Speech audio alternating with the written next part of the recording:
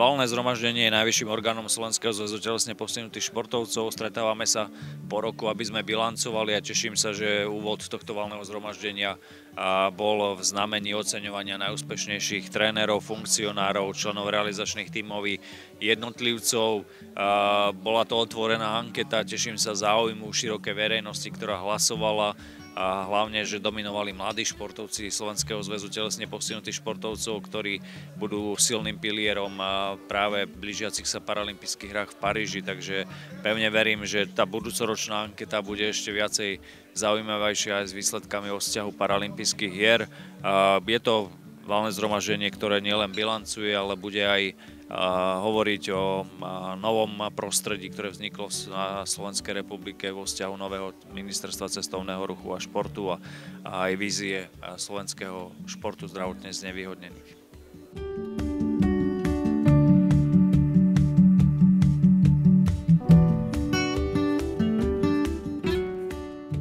Je to pre mňa veľká česť. Ja som v podstate minulý rok vyhrala za športovcov, teraz v podstate sa mi to podarilo za trénerov, takže aj napriek tomu, že teda moja športová kariéra skončila, tak sa teším, že teda som ostala pri športe ako trénerka a to, že som ešte aj získala toto krásne ocenenie, tak naozaj je pre mňa až pre mňa neuveriteľné, ale veľmi si to vážim a som zaň veľmi vďačná.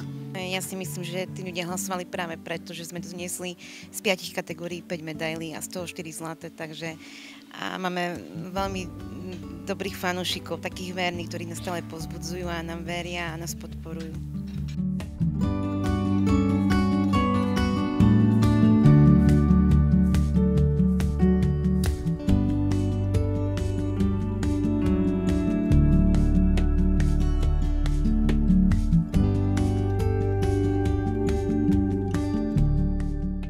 Ja som to nečakala, pretože tam bolo dosť veľa dobrých športovcov v mojej kategórii, ale som veľmi rada, že som toto ocenenie získala.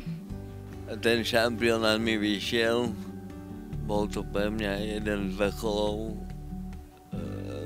mojich výkonov a mrzí ma len to finále, ktoré som nedotiahol do konca.